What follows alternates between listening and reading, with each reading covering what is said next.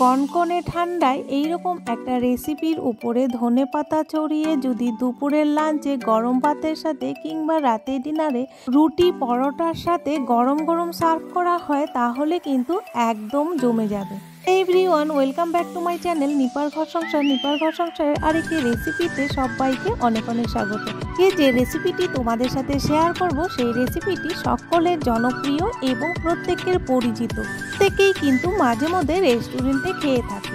তো রেস্টুরেন্টের টেস্ট যদি বাড়িতে পাওয়া যায় তবে টাকা দিয়ে রেস্টুরেন্টে কেন কিনে খাবো।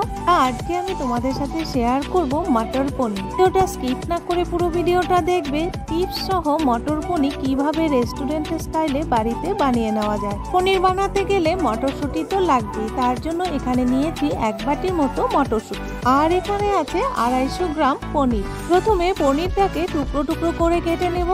বন্ধুরা, পনিরটা একটু বড় বড় করে কেটে নিলেই ভালো হবে, কারণ রেস্টুরেন্টে যখন আমরা মটর পনির কিনে খাই পনিরটা কিন্তু একটু বড় ধরনেরই থাকে। বন্ধুরা, মটর পনির যেহেতু বানাচ্ছি মটরশুঁটিটা কিন্তু একটু বেশি পরিমাণের লাগবে।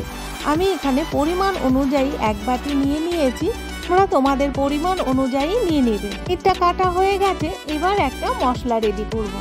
তার জন্য নিয়ে নিচ্ছি 2 চামচের মতো চাল মগজ দানা। এখানে ছোট চামচ দিয়ে 4 বার নিয়েছি, এটা কিন্তু 2 চামচের মতো মগজ দানা আছে। আর নিয়েছি কয়েকটা কাজু বাদাম। কাজু বাদামগুলো একটু ভেঙে নিয়েছি। আর নিয়েছি 4টে কাঁচা লঙ্কা, একটা টমেটো। সমস্ত উপকরণ একটা মিক্সচার জারে দিয়ে একটু জল দিয়ে একটা স্মুথ পেস্ট বানিয়ে নেব।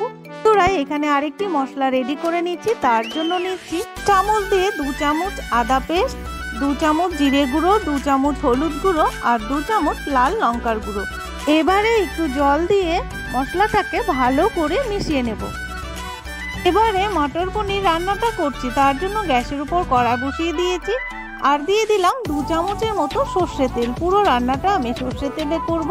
তেলটা গরম হয়ে গেলে এর মধ্যে দিয়ে দিলাম একটুখানি নুন। তেলে নুন দেওয়াতে পনিরটা ভাঙবে না আর খুব সুন্দর সফট থাকবে। পনিরটাকে হালকা শ্যালো ফ্রাই করতে হবে। ডিপ ফ্রাই করলে কিন্তু পনির খেতে একদমই ভালো লাগবে না।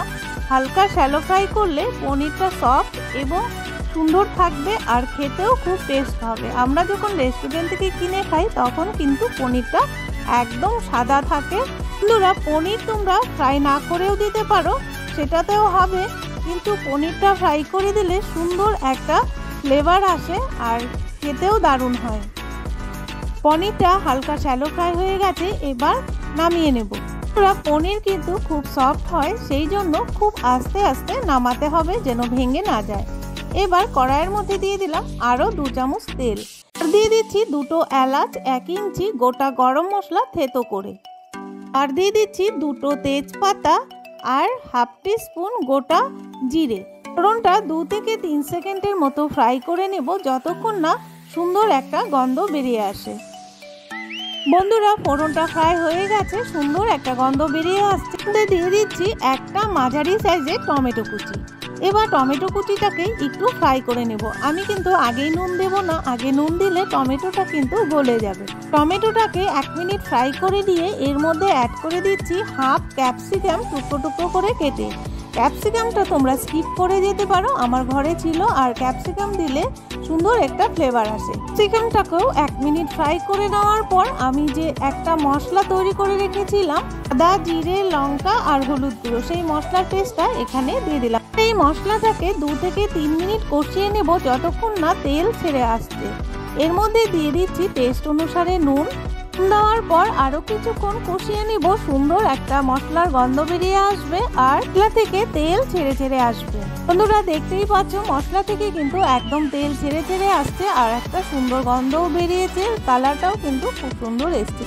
এবার এর মধ্যে অ্যাড করে দিচ্ছি কাজু আর চালমগজ দানা আর কাঁচা লঙ্কা পেস্ট। এই মশলাটা দেওয়ার পরেও আরো 2 থেকে 3 মিনিট কষিয়ে নেব। কাজু বাদাম আর চালমগজ দানার পেস্ট দেওয়ার পর যদি বেশিক্ষণ আমরা রান্নাটা করি তাহলে কিন্তু মটর পনিরের টেস্টটা একদম নষ্ট হয়ে যাবে, একদমই ভালো লাগবে না খেতে। আর এর মধ্যে দিয়ে দিচ্ছি মটরশুঁটি, কারণ মটরশুঁটিটা আমি সবার পরে কেন দিলাম সেটাও তোমাদের বলছি। যদি মটরশুঁটি দিয়ে দিতাম কিংবা মটরশুঁটিগুলো ফ্রাই করে নিতাম তাহলে তেলে দেওয়ার সাথে সাথে কিন্তু মটরগুলো দুভাগ হয়ে যেত। এর মধ্যে অ্যাড করে দিচ্ছি হাফ টিস্পুনের মতো চিনি। নিরামিষ রান্নাতে চিনি অ্যাড করলে রান্নার টেস্টটা আরও বাড়িয়ে দেয়। মটরশুঁটি লাস্টে দেওয়ার কারণ হলো মটরশুঁটিগুলো একদম সবুজ থাকবে, দেখতে ভীষণ সুন্দর হবে। লাস্টে মটরশুঁটি দিলে মটরশুঁটিগুলো ভেঙে যেত আর দেখতেও ভালো লাগতো না, খেতেও ভালো লাগতো না, একটা ঘুগনি ঘুগনি টাইপ চলে আসতো। সেই জন্য মটরশুঁটিটা লাস্টে দেওয়াই ভালো। যে কোনো সবজিতে মটরশুঁটি যদি আগে দেওয়া হয় তাহলে কিন্তু সবজিটা ঘেটে যায়। এবারে কষানো হয়ে গেছে, দেখতেই পাচ্ছ মটরশুঁটিগুলো কিন্তু একদম সবুজ সবুজ হয়ে উপরে ভেসে উঠেছে। এবার এর মধ্যে অ্যাড করে দিলাম হাফ কাপ জল। বন্ধুরা, এখানে বেশি জল কখনোই অ্যাড করবে না, মটর কিন্তু একটু ঢাকা দিলেই সেদ্ধ হয়ে যায়, সেই জন্য সেদ্ধ হওয়ার কোনো ব্যাপার নেই। আরে 2 মিনিটের মতো ঢাকা চাপা দিয়ে গ্যাসের ফ্লেমটাকে লো করে দিয়ে ফুটিয়ে নেব। বন্ধুরা, ফিরে এলাম 2 মিনিট পর। এবার এর মধ্যে অ্যাড করে দিব ভেজে রাখা পনিরগুলো। পনির দেওয়ার পর রান্নাটা আর বেশিক্ষণ করব না, 1 থেকে 2 মিনিটের মতো রান্নাটা করব।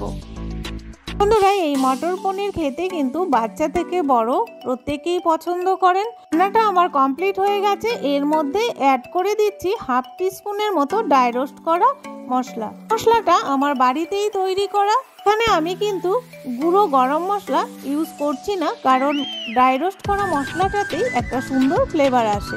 দিয়ে দিচ্ছি 1 চামচ গাওয়া ঘি। বন্ধুরা, দেখতেই পাচ্ছ মটর পনিরের কালারটা কত সুন্দর এসেছে আর খেতেও কিন্তু দুর্দান্ত টেস্ট হয়। আর নামানোর আগে দিয়ে দিচ্ছি কিছুটা ধনেপাতা কুচি।